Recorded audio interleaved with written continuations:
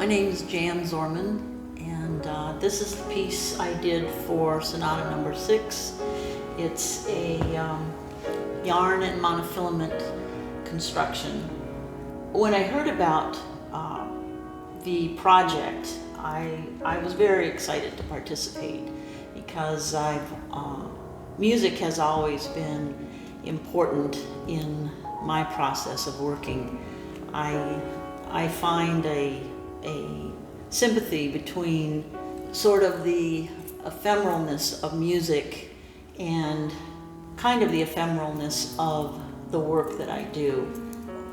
I listened to the piece while I was working and did a number of sketches just trying to respond to the piece. And what was evident to me in listening to the piece was kind of the power of the piece and its kind of its crashing element. That this is a piece of music that described being up, being upright, and then crashing down. At least this is what I felt. I kept hearing over and over. So in working out some sort of scale models for what I wanted to do, I suddenly saw this sort of column-like shape crashing down.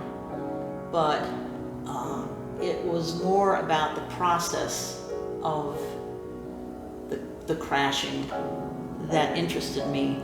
So the end image is of a column that's in the process of crashing down. I ended up titling the piece "With a Bang" because the sound, there needed to be some sound in the title. And so I call this piece "With a Bang."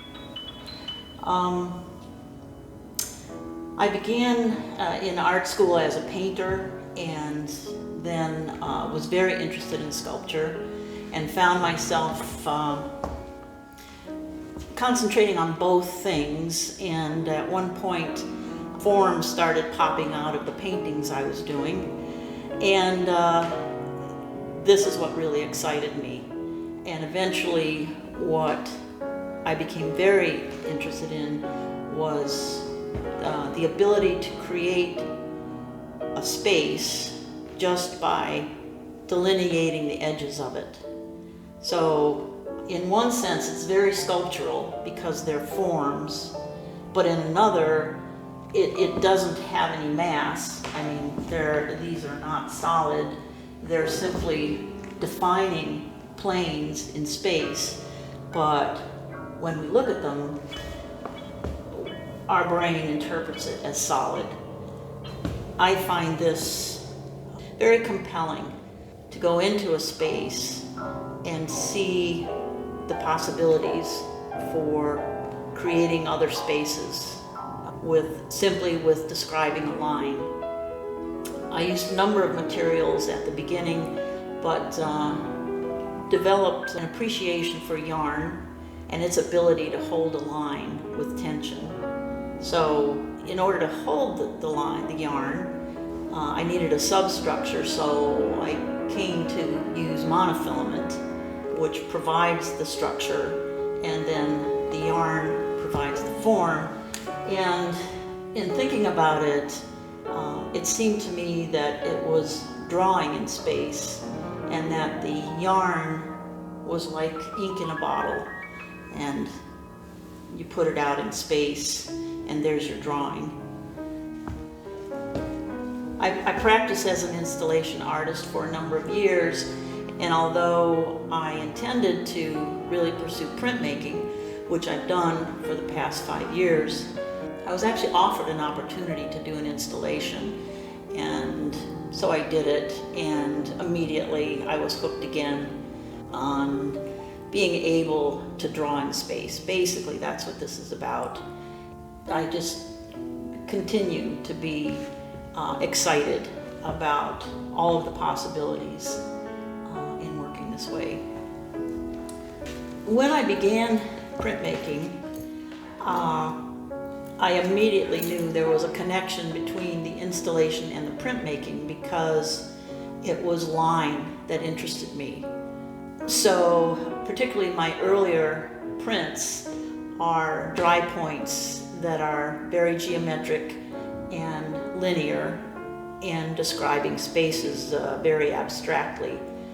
And I came to appreciate the printmaking process because there was a freedom to incorporate other elements like color and texture and image. In fact, it occurred to me when I first started printmaking that just creating the image didn't seem enough, and I'm always interested in a person being able to not only perceive the object but to enter it, at least mentally, to enter the piece. And I've also done a number of pieces where you can physically enter the piece. So with the prints, I found myself adding some element that would allow the viewer to access the image. And I realized in the installation that was taken up actually by the viewer seeing the piece in person, the piece being physical and in space.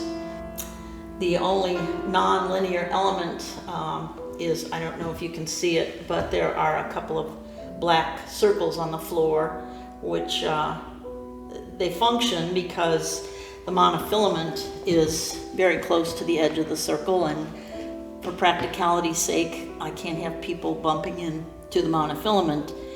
So the circle is kind of a warning, but I thought it was interesting that so many other pieces in the show involve circular elements, and this was not intentional, to jump on the circle, but I think it's interesting that came to me as the best solution for kind of identifying the outer boundaries of the piece. The very first time I listened to the piece, I didn't know what to think. It was not easy to listen to it for me. There was a lot of dissonance, and I couldn't find a thread at first. It was powerful, and actually from that first listen, that's when I immediately responded with a sense of something sort of being and then crashing, and possibly even then coming back up. But I've listened to the piece a number of times, and while I was working on the installation, I listened, and the more I listened, the more sense the piece made, and now I love the piece a lot. It's interesting that what I hear now are the nuances of the piece. They carry you along, and then the crashing